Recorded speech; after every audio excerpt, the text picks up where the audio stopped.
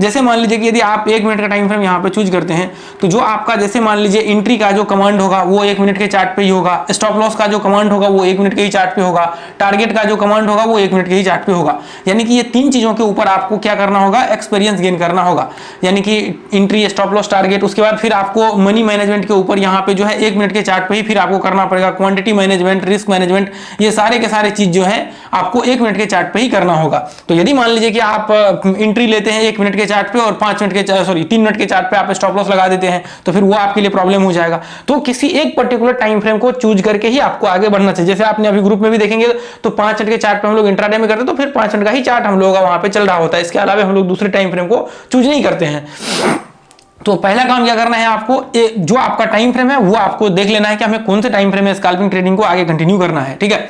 तो ये चीजें आपको देखना है। उसके बाद देखिए, उसके बाद जो हम लोगों का दूसरा सबसे इंपॉर्टेंट पॉइंट आता है, दूसरा पॉइंट ये आता है कि हम लोग फिर क्या करते हैं, देखिए एनालिसिस करते हैं। एनालिसिस देखिए, आप मान लीजिए कि मैंने यहाँ पे 1 मिनट का टाइम फ्रेम चुन लिया, ठीक है, 1 मिनट का टाइम फ्रेम हमने चुन लिया इंट्राडे ट्रेड करने के लिए, सॉरी स्कैल्पिंग करने के लिए।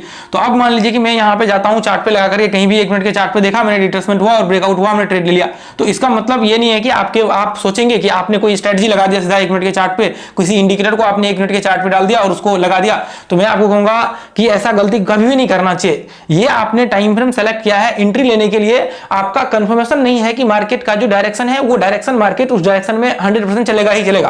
तो देखिए 100% तो नहीं कह सकते, मान लीजिए कि 90%, 80%, ये भी तो कंफर्मेशन होना चाहिए ना कि मार्केट, यदि मैं एंट्री ले रहा हूं तो हमें पता होना चाहिए, अंदर से स्ट्रॉन्ग कंफर्मेशन होना चाहिए, अंदर से होना चाहिए कि नहीं, जो चार्ट्स में यहां पे दिख रहा है वो चीजें हमें पूरा एक व्यू एंगल है कि मार्केट यहां से ऊपर जाएगा ही जाएगा। अब बाद में पता लगा कि आपने एंट्री ले लिया, आपको कॉन्फिडेंस ही नहीं आ रहा है, बाद में पता लगा मार्केट वापस नीचे गिर गया, तो फिर उसके लिए आपको इसका जो सॉल्यूशन होगा वो करना होगा। तो उसके लिए फिर आपका जो सॉल्यूशन ये होता है, देखिए कभी भी इंट्राडे के जब मान लीजिए कि आप स्कैल्पिंग जब आप कर रहे होते हैं तो वहां पे कभी भी आपको ये चीज ध्यान में रख करके चलना होता है कि आप कभी इंडिकेटर लगा लेते हैं सीधा, आपको डायरेक्ट कभी भी नहीं लगाना है। आप वो चीजें हमें एंट्री का कंफर्मेशन जो है ना, एंट्री का कंफर्मेशन के लिए हम लोग ये चीजें लगाते हैं, टारगेट का कंफर्मेशन के लिए लगाते हैं, स्टॉप लॉस के लिए लगाते हैं।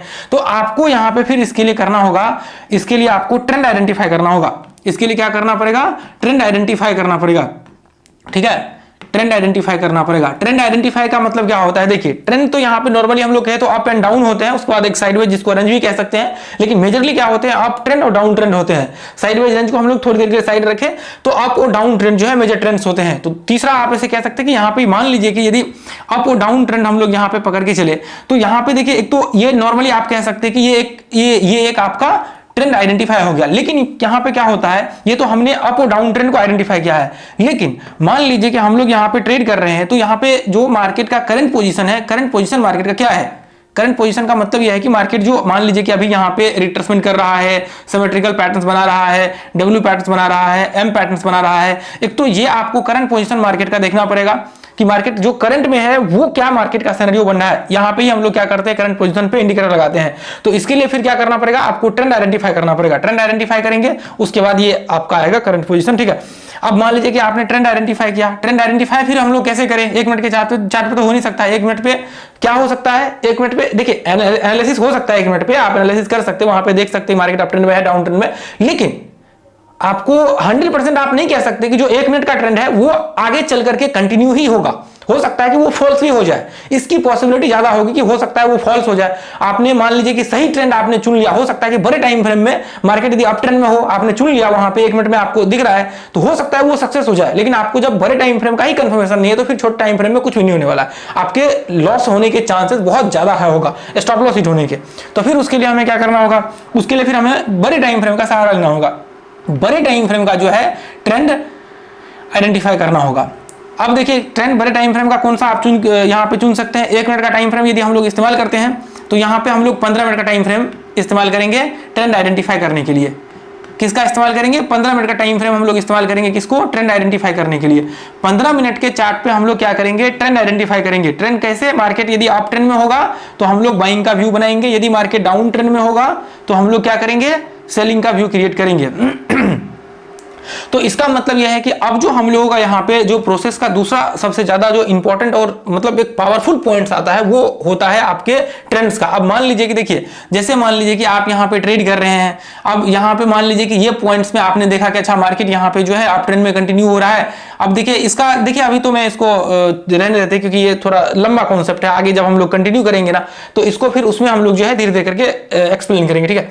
अब देखिए, तो आपको क्या करना है, आपको इसके बाद जो है ट्रेंड आइडेंटिफाई करना है। उसके बाद फिर हम लोग क्या करते हैं, जब ट्रेंड आइडेंटिफाई करते हैं ना, उसके बाद फिर हम लोगों का यहाँ पे जो ट्रेड का व्यू होता है वो हम लोग यहाँ पे करते हैं। देखिए आपको पता लग गया कि मार्केट अप ट्रेंड में है, डाउन ट्रेंड में है, तो फिर उसके बाद हम लोग वहां पे हम लोग क्या करते हैं, 1 मिनट का चार्ट लगाते हैं। 1 मिनट पे यदि हम लोगों को सेटअप दिख रहा होता है तो हम लोग सेटअप लगा करके वहां पे एंट्री का व्यू क्रिएट करते हैं, और फिर हम लोग वहां पे क्या करते हैं, एंट्री करते हैं। और वहां पे जब हम लोग एंट्री करते हैं तो हम लोगों का जो चांसेस होते हैं कि आपके जो सक्सेस रेशियो होगा वो सक्सेस रेशियो आपका ज्यादा होगा मुकाबले बाकी चीजों के। तो आपको पहला काम क्या करना है, पहला काम आपको जो है ये करना है कि आपको आपका जो रूल्स है इसको फॉलो करना है। देखिए हम लोग यहाँ पे आ जाते हैं। अब देखिए यहाँ पे और एक पॉइंट्स है, पॉइंट्स नंबर यह है कि कई बार लोगों के मन में जो स्टार्टिंग में बताया कि लोग क्या सोचते हैं कि अच्छा मुझे बाय किया, हमने सेल किया, बाय किया, सेल किया, तो ऐसा कभी नहीं होता, या फिर सेल किया, बाय किया, ऐसा कभी नहीं करना चाहिए। हम लोग क्या करेंगे, हम लोग यहाँ पे इस्तेमाल करेंगे 3 चीजों को। हम लोगों का जो पैरामीटर्स होगा, एक तो एंट्री होगा, उसके बाद हम लोगों का दूसरा एसएल होगा और तीसरा टारगेट होगा। ये 3 चीजें आपको लेकर के चलना ही पड़ेगा। यदि आप सोच रहे हैं कि नहीं मैं 3 चीजों, मैं सिर्फ एंट्री करूंगा और बस हमारे पास एंट्री होना चाहिए और हम लोगों का टारगेट्स कुछ भी रहे, स्टॉप लॉस कुछ भी रहे, कोई मतलब नहीं है, तो आपको आपकी सबसे बड़ी गलती यही मानी जाएगी। और मान लीजिए कई बार लोग क्या करते हैं, एंट्री भी ले लेते हैं और स्टॉप लॉस भी ले लेते हैं, टारगेट का कोई पता नहीं होता, तो ये भी आपको नहीं करना है गलती। आपको 3 चीजें लेकर के चलनी है, जिसको हम लोग कहते हैं पहला एंट्री, दूसरा स्टॉप लॉस और तीसरा टारगेट होता है। क्योंकि जब आपके स्टॉप लॉस डिसाइड होनी चाहिए कि मान लीजिए कि यहाँ पे 10 पॉइंट का आपका स्टॉप लॉस है, तो टारगेट कम से कम आपका जो है 10 पॉइंट का होनी चाहिए। अब मान लीजिए कि आपने टारगेट डिसाइड किया, हमें टारगेट जो है 5 पॉइंट का लगाना है और हमने स्टॉप लॉस 5 पॉइंट का लगा दिया। अब ऐसे कंडीशंस में क्या हो गया, अब वो वापस आया, आपके स्टॉप लॉस को हिट किया 5 पॉइंट का, उसके बाद वापस ऊपर गया। तो आपको चार्ट को एनालिसिस करने के बाद आपको क्या करना पड़ेगा, एसएल लगाना पड़ेगा। तो एसएल हम लोग रैंडमली कभी नहीं लगाएंगे, रैंडमली हम लोग कभी नहीं लगाएंगे। हम लोग क्या करेंगे, प्रॉपर चार्ट को एनालिसिस करेंगे और एनालिसिस करने के बाद हम लोग क्या करेंगे, स्टॉप लॉस यहाँ पे प्लेस करेंगे। प्रॉपर अपना जो सेटअप होगा, सेटअप के हिसाब से हम लोग क्या करेंगे, 1 मिनट के चार्ट पे एंट्री करेंगे और उसके बाद हम लोग चार्ट को फिर एनालिसिस करने के बाद हम लोग क्या करेंगे, स्टॉप लॉस लगाएंगे। यानी कि हम लोगों का जो रूल्स होगा वो रूल्स के हिसाब से चलेंगे। अब ये 2 चीजें आपको करने के बाद फिर स्टॉप लॉस जितना हम लोगों का बैठेगा उतना ही हम लोग टारगेट का इस्तेमाल करेंगे। यदि ऊपर का और भी होगा तो और संभावना को हम लोग तलाश करके आगे कंटिन्यू करेंगे। तो लेकिन ये 3 चीजों को आपको बना करके चलना है, उसके बाद ही हम लोगों को कुछ करना है। यदि ये 3 चीजें आप स्किप करेंगे तो इसका मतलब ये है कि आपको प्रॉब्लम्स क्रिएट होगा। आपको एंट्री, स्टॉप लॉस, टारगेट ये होने चाहिए। यदि ये 3 चीजें आपके पास नहीं है तो इसका मतलब आप को नुकसान होने की संभावना ज्यादा है। कई बार आप स्टॉप लॉस ज्यादा लेंगे, कई बार आप टारगेट ज्यादा ले लिया आपने, अब एक आध बार टारगेट आपने ले लिया, बाद में गलती से एक आध बार स्टॉप लॉस हुआ तो सब खत्म, किसी काम का नहीं रहेगा। तो आपको क्या करना पड़ेगा, आपको ये रूल्स को फॉलो करना पड़ेगा और फिर हम लोग क्या करेंगे, इस रूल्स के हिसाब से यहाँ पे चलेंगे और इस रूल्स को हम लोग ब्रेक नहीं करेंगे। कौन सा, जैसे मान लीजिए जैसे देखिए ये पार्ट पहला आप इसको बोल सकते हैं, ये जो है पहला आपका स्कैल्पिंग ट्रेडिंग का जो है ये आपको पार्ट फर्स्ट है, ठीक है। अब देखिए यहाँ पे पहला कहाँ से हम लोगों ने, देखिए 1 मिनट पहले अपना टाइम फ्रेम चूज करेंगे। कौन सा टाइम फ्रेम आपको जो अच्छा लगता है वो टाइम फ्रेम चूज करिए। उसके बाद फिर हम लोग क्या करेंगे, 15 मिनट के टाइम फ्रेम पे जो है अपना ट्रेंड वगैरह सब एनालिसिस करेंगे।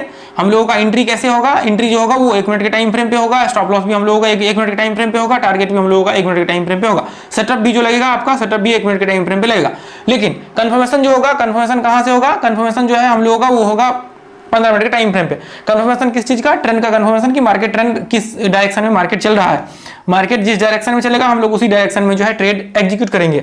अब मान लीजिए कि यहाँ पे अब कई बार क्या होता है, आप कहेंगे कि मार्केट मान लीजिए यहाँ पे मान लीजिए ये मार्केट अब ट्रेंड में चल रहा है और मार्केट जैसे ही यहां से गिर रहा है इसी पॉइंट पे आपने बाय कर लिया। तो ये चीजें क्या होती है, इसको हम लोग एनालिसिस करते हैं, तभी जाकर के हमें आइडेंटिफाई होता है कि एक्चुअली में मार्केट कहां से रिट्रेसमेंट करने वाला है, कौन से पॉइंट से मार्केट चढ़ने वाला है, कहां से गिरने वाला है, मार्केट अप ट्रेंड में है। कई बार लोग सोचते हैं कि अच्छा मार्केट तो अप ट्रेंड में है, जहां पे टॉप होते हैं वहीं से जाकर के वो बाय कर लेते हैं। तो ऐसा गलती कभी नहीं करना चाहिए। ये चीजें आपको एनालिसिस से ही पता लगेगा, इसलिए मैंने आपको यहां पे बोला कि आपको क्या करना है, जो हम लोग एनालिसिस करने के बाद ही सारे चीजों को इंप्लीमेंट करेंगे। एंट्री भी हम लोग उसी के हिसाब से लगाएंगे, सेटअप हम लोग बनाएंगे, सेटअप हम लोग एंट्री लेंगे, उसके बाद एनालिसिस करके हम लोग स्टॉप लॉस लगाएंगे, फिर टारगेट हम लोग लगाएंगे। ठीक है, टारगेट तो हम लोग मान लीजिए कि जितना स्टॉप लॉस है उतना प्लेस कर देंगे तो चलेगा, कोई दिक्कत नहीं है, लेकिन फिर भी हम लोग एनालिसिस करेंगे और इसका मेथड्स हम लोग आगे चल करके देखेंगे। ये जितने भी मैंने एनालिसिस बताया वो सारे के सारे हम लोग करेंगे। इंडिकेटर को कैसे इंप्लीमेंट करना है वो देखेंगे, प्राइस एक्शन को इंप्लीमेंट करके कैसे हम लोग एंट्री स्टॉप लॉस लगाएंगे। देखिए हम लोगों का जो पहला प्रायोरिटी होगा वो ये होगा कि स्टॉप लॉस हम लोग नेवर कभी भी हम लोग जो है इंडिकेटर का इस्तेमाल नहीं करेंगे स्टॉप लॉस लगाने के लिए।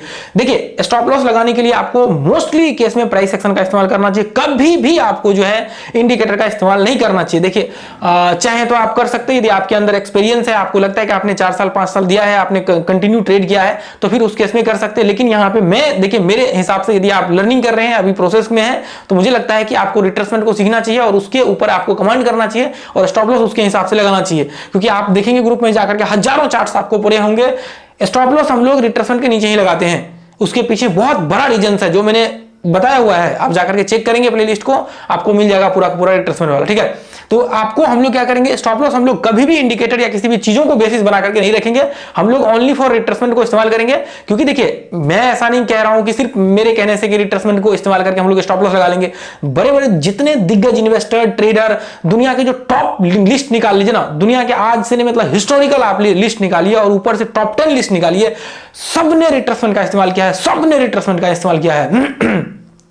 इलियट वेब, नियो वेब, जितने बड़े बड़े रहना, राकेश झुंझुनवाला, सबने रिट्रेसमेंट का इस्तेमाल किया है। और जस्ट वो जो लो होते हैं उसके नीचे स्टॉप लॉस लगाता है, लगा करके जो है उनका रहता है। फिर इन्वेस्टमेंट आप वो इन्वेस्टिंग में कह सकते हैं, ट्रेडिंग में कह सकते हैं, या किसी भी पॉइंट में कह सकते हैं। तो हम लोग भी उसी मेथड्स को फॉलो करके आगे चलेंगे। जब जो हिस्ट्री घटनाएं हो चुकी है, जो यहां पे बड़े बड़े लोग फॉलो कर रहे हैं जिस पॉइंट्स को, उस चीज को हम लोग भी आगे कंटिन्यू करेंगे। तो रिट्रेसमेंट को हम लोग इस्तेमाल करके यहां पे स्टॉप लॉस लगाएंगे। स्कैल्पिंग में भी और बाकी जगहों पे भी मैं आपको दिखाऊंगा किस तरह से करना है आगे चल करके। आपको बिल्कुल निश्चिंत रहना और टेंशन फ्री रहना। ठीक है, ये कोर्स को आपको बिल्कुल कंप्लीट करना है और ज्यादा से ज्यादा लोगों तक इस वीडियो को पहुंचाना है, ताकि ज्यादा से ज्यादा लोग जो है इस वीडियो को सीख करके लाभ उठा सके और फ्री ऑफ कॉस्ट जो है आगे बढ़ सके। ठीक है, तो दोस्तों आज के लिए हम लोग इतना ही रहने देंगे, फिर मिलेंगे अगले वीडियो में।